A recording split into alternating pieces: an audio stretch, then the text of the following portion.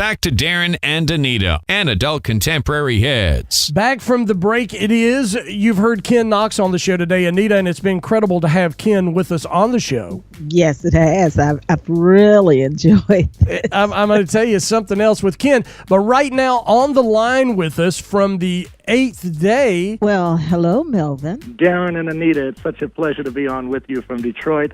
And thank you so much for what you guys do, keeping the history alive. It's going to be a pleasure to talk about Danny Woods, my great friend who has passed on for a minute. So, Melvin, how did you get to know Danny, and how did all this happen? I've been doing this for 59 years. And back in the early days, in the early 60s, I had a band called the Jaywalkers. And in that band was David Ruffin. I don't know if you're familiar with Tony Newton on bass. Right. Cornelius Grant, the musical director for the Temptations, was on guitar. Right. I was on drums. And we traveled all over Michigan. And Danny was one of the artists that traveled with me to perform. And I just thought he was phenomenal. And he was sort of like a Jackie Wilson type, right, you might say, because he had an extremely vibrant voice and just totally full of energy. So it was a pleasure working with Danny. And, of course, working with David, because he lived with me for 2.5 years before the Temptations. Right. So it was an opportunity to really exchange energy, desire, our dreams together, and we all learned from and with each other. And it was really a great experience. But Danny was, Danny, one of Danny's songs that he really did extremely well was Danny Boy. Right. And he did a tremendous job on that. And at the end of his show, he would be doing, I think we did Shout, that's right, what Danny would do. And he would line up all these chairs, like about 10 of them, and run around the club and get his feet up and leap over those chairs and land in the slits. All of these things, we would jump off the stage, land in the slits. Right. It was really a barnstorming, exciting time. And I have to say that energy really is what more or less propelled us to the success that we've enjoyed, and all of us have enjoyed success and brought many, many happy moments to so many people all over the world. And I'm just proud to have known him, and I'm proud of his contributions.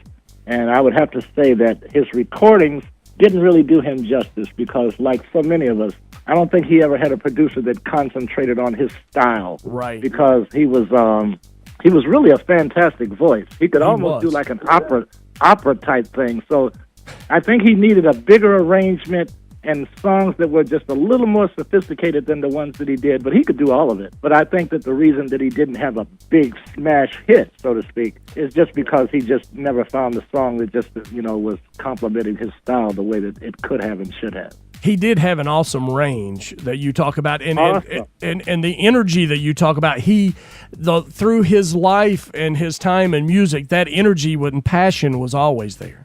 Always, always, and such a great person. Yes, he was. I've never seen him, like out of sorts. Whether we were at rehearsal or whether we were just in between shows or whatever, he always had the same energy. Because, I was with Mike Hanks with D-Town there for a while, and right.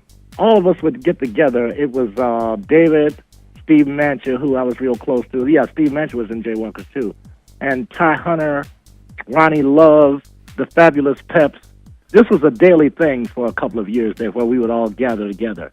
Mustang Sally, the guy that wrote that. Mac Rice. Nice. And we would all just, it was really a camaraderie type thing that we had here in Detroit. And we all pulled for each other and encouraged each other.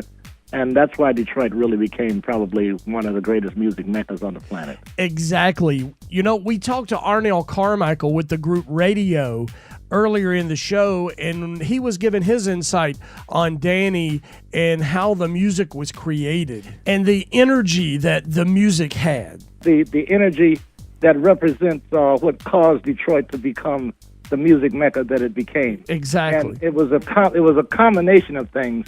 And one of those ingredients, without a doubt, was opportunity. Yes. Because I tell people, without opportunity, I don't care what you can do or how good you can do it, it doesn't mean anything. Right. And then the other ingredient that people sometimes forget is competition. All right. I like to put it like this. When competition is creative and when it's positive, competition creates excellence. Exactly. Really does. It does. And that's in anything. Competition, I've always heard, makes you better. Oh, it does. And then Detroit, I don't think any of us could have been the artists that we were in any other city. Because Detroit is such a unique city because of the melting pot. I told them when I did a talk at the university a couple of months ago that, like Detroit is still pregnant with opportunity at this particular time. And I just think that is wonderful. Now, what we do with that opportunity, and I said with our diversity, with our talent, with our resilient spirit, we have an opportunity to become a model city for the planet. Exactly. And I hope that occurs because that same energy that was present in the 60s that caused these great friends of mine that have passed on and myself to become the success that we are and to have enjoyed the success that we've been able to enjoy is because of that spirit, that resilience, and it's still here. I got to thank Ken Knox for putting us together with the chairman of the board because it's incredible to talk to you. And hopefully at some point, maybe in the next month or so, I'd love to have you on just to talk about the 8th Day and what your career has been. Oh, we could go on and on and on because I've been a drummer and I was a Smokey Robinson's personal drummer, and I played for Chuck Berry, all the Motown acts. I was the Temptations' first drummer.